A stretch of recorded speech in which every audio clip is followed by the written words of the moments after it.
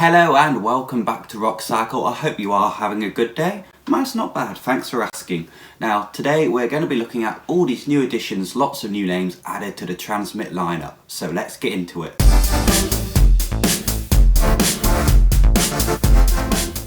Now I am a little late on this video, it's partly because I was celebrating Valentine's Day. Aww, I know. And also, me and my mate Tom were trying to record like a video chat of us two because we wanted to change this reaction video up a bit. We wanted to get a few people in so we have a bit more of a discussion rather than just me talking to the camera. Unfortunately that didn't work, we had some recording errors, so that's a pain, but let me know if that's something you'd be interested in for future videos, me getting more people on here and having a bit of a chat and more of a discussion about the lineup rather than just me. So anyway, yeah, we got lots of more names added onto the TRNSMT Festival lineup. Now I have done a video which should appear up here if I remember, about what we already had from the initial announcement. But anyway, just to summarise that up quickly, it's very polarising. I did like it myself and I think it's a banging lineup if you like indie music. But if you don't, there's not really much there for you. And as well, while this year does have decent headliners, I would say, compared to in the past we had the likes of Arctic Monkeys, Radiohead, The Killers and Queen, there seems to be, well, they're just a lot weaker really. Well, they're a good band and two great solo artists, but they're good, but they're not in the same league as some of the other bands that have headlined this festival in the past. Now it seems to be a bit of a problem across all British festivals that are really struggling to get in big international names and big international acts. Some rumours that may be to do with Brexit, no one really knows for sure I guess unless you're one of the festival organisers. But anyway, we've got to work with what we've got and you may as well enjoy it. I say, we've got this lineup, have some fun, no point hating on it. Now one of the first things that strikes me and Tom when we were looking at this lineup is there's a real big lack of exclusives. These are all good bands and good acts, but if I want to see Lewis Capaldi I could go to Parklife. If I want to see Liam Gallagher and Cortinas I could go to Reading and Leeds. They're good acts, but this isn't your only place to go see them, and we see that with a lot of the new names added here today. There's no unique selling point really for this festival. It's good, but why go here when I could go somewhere else? Now I'm sure for a lot of people, whether you go to a festival or not, does come down to transport, money, how easy it is, and if you're free at the time, so maybe that's going to factor in and that's why some people will be going.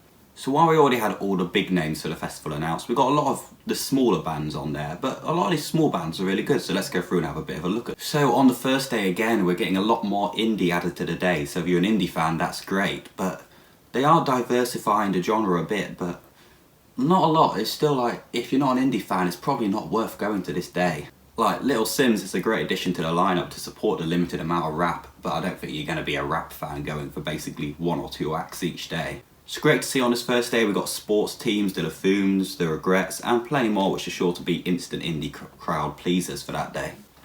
On to the second day, the first big addition that stands out to me is AJ Tracey. He's a very popular guy right now, I think that's a great booking by the festival. And we've got plenty more indie to really flesh that day out with Vistas, Picture This and Declan Welsh. We also have Jimmy Eat World there, which really surprised me. I do quite like them and I think they're a good fun live band to see.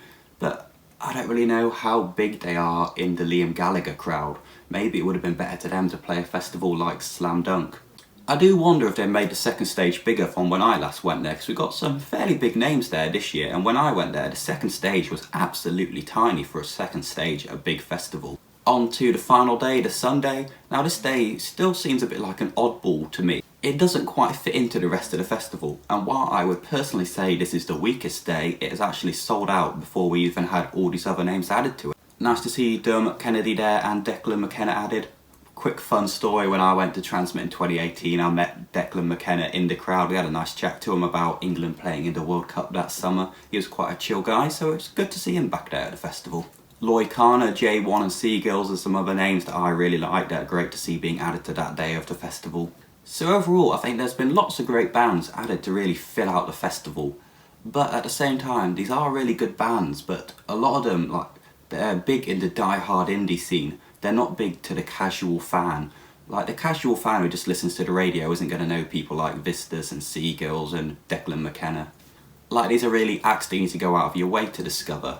But I'm pretty happy to see all these new names added, although I don't think there's anyone added that you'd specifically go out to buy a ticket for. I think if you were already buying a ticket, you're pretty happy to see them on the lineup.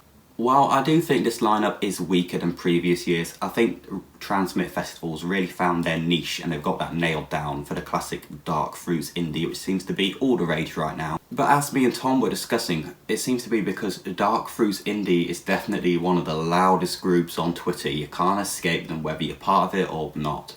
And I think there is a bit of the danger the festival was given into all these Twitter and Instagram comments and done a lineup for them, while ignoring the plenty of other people that might have gone to the festival but just weren't as vocal on Twitter about it. So overall, I think the lineup's looking pretty good, but I think this lineup really depends on your taste. If you're into your indie music, this is amazing, but if you're not that into indie, this is terrible. So I'm very curious to hear, what do you think about the festival? Let me know in the comments. Do you like this lineup? Do you think it's a bit crap? As always, like, share, subscribe, the usual YouTube shit, and I'll hopefully see you in the next video.